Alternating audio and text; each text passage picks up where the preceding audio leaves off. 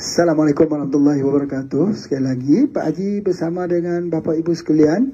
Tapi kali ini membicarakan tentang Radiku. Radiku ini adalah kopi herba. 7 herba yang digunakan. Cumanya apa istimewanya kepada kopi Radiku ini? Yang pertama, kita lihat di sudut ekonomi. Bagaimana Radiku ini membantu ekonomi. Salah satu daripada kehilangan wang poket kita dari saku kita, wang rumah kita ialah kerana terganggunya kesihatan. Maka dengan kita sakit, kita ke rumah sakit dan kita terpaksa berbelanja dengan jumlah perbelanjaan yang besar kerana kesakitan tersebut.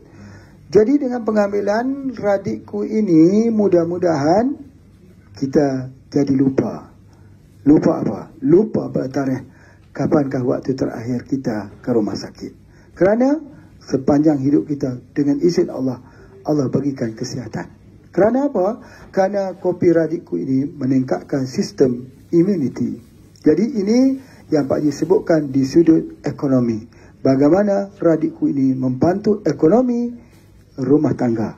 Supaya jangan wang itu banyak keluar. Ya, kerana wang-wang perawatan. Yang kedua, kopi Radiku ini memberikan ekonomi di rumah tangga apabila kita jadikan dia sebagai bisnes. Barang yang baik, kenapa harus disimpan? Kenapa harus disorokkan? Barang yang baik ini harus dicerita kepada orang ramai. Sesudah kita sendiri mengamalkannya, kita sendiri yang memakannya, baru kita cerita kepada orang lain. Kalau kita sendiri tidak mengamalkannya, kita tak boleh cerita.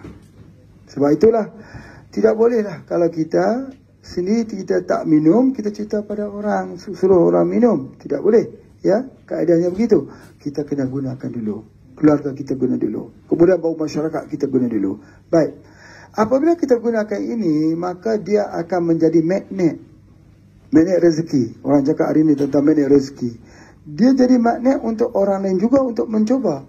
Apabila kita bercakap kepada orang, saya telah mencobanya, keluarga saya telah coba, anak-anak saya juga telah mengambilnya, maka dengan sendiri dia jadi magnet untuk menarik orang untuk mencuba. Jadi cuba kita lihat betapa besarnya pasaran kopi di Indonesia. Kita tengok bagaimana PT-PT yang besar mendapat 18 trilion jualan kopi saja di Indonesia. Tak kiralah jenis apa kopinya. Tetapi, kenapa kita hanya untuk kita melihat saja pasar yang besar ini? Mungkin kita menjadi orang yang mengambil kopi pada setiap hari. Tetapi yang kita ambil tak memulangkan kembali wangnya kepada diri kita. Jadi oleh sebab itu, faktor ketiga yang Pak Haji nak sebut begini, sambil kita berbelanja, sambil kita minum, pada ketika itu juga kita membuat pendapatan daripada apa yang kita minum. Ini satu konsep yang sangat mudah. Satu konsep yang mudah difahami, bahawa jangan selama-lamanya kita jadi pengguna. Kalau kita ingin untuk jadi besar, kalau kita ingin untuk berjaya, kita bukan hanya sekadar jadi pengguna, tapi kita juga membuat jualan kepada orang lain. Jangan malu untuk cerita produk yang halal untuk kita semua. Apatah lagi bahawa di Indonesia ini sangat kurang sekali kopi dihasilkan oleh umat Islam. Sangat-sangat kurang. Apatah lagi dalam umat Islam yang ramai, pesantren yang banyak, santri-santri kita yang juta-juta, petani-petani kita yang juta. Tetapi kenapa kita hanya jadi pengguna sedangkan industri tidak kita lihat daripada industri yang dihasilkan oleh umat ini, umat Nabi Muhammad sallallahu alaihi wasallam.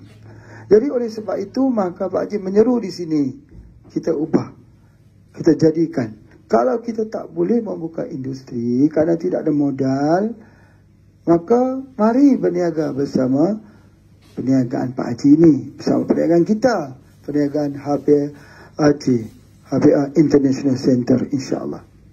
Yang terakhir, cukuplah. Banyak sebenarnya hujah-hujah yang boleh Pak Haji berikan, tapi yang terakhir cukuplah.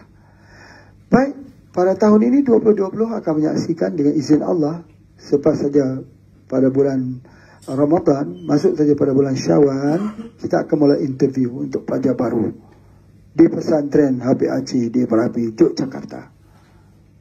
Tahun ini kita menyasarkan, kalau Bapak Ibu sedang pergi lihat di sana, kita telah menyiapkan asrama 2 tingkat untuk persiapan 1,000 orang santri gratis. Hari ini Pak Haji tunjukkan kepada mereka yang hadir ke program pada malam ini bahawa siapa sebenarnya yang memberi makan kepada santri-santri ini. Satu hari 300 orang diberi makan gratis. Tahun 2020 ini satu hari diberi makan 1,000 orang. Siapa yang memberi makan kepada 1,000 orang itu dengan izin Allah? Ya, sudah tentu yang memberi makan itu ialah mereka-mereka yang bersama dengan HBA. Alangkah indahnya kebersamaan ini. Samping kita mendapat wang pendapatan, di samping kita dapat sebuah kesihatan daripada produk yang halal, di samping itu kita melakukan amal ibadah.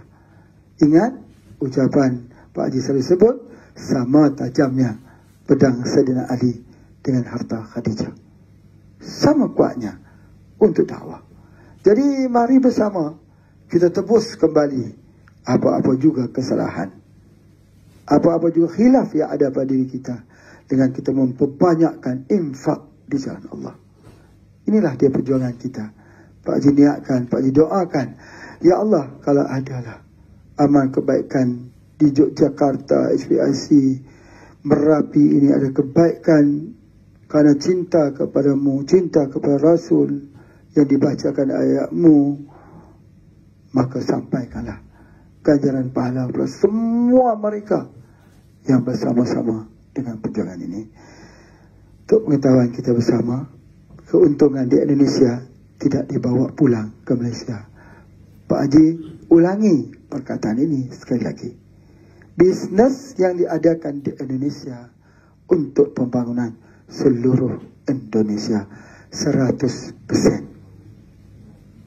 Bukan 99,9%, bukan 100%. InsyaAllah kita akan memulakan pembangunan di Aceh pula, di Gunung Salak, untuk pesantren yang kedua yang bakal mengisi 1,000 orang santri pada tahun 2021, insya-Allah. Terima kasih semua atas kebersamaan ini. Pak Haji ucapkan salam sukses dari Pak Haji. Assalamualaikum warahmatullahi wabarakatuh.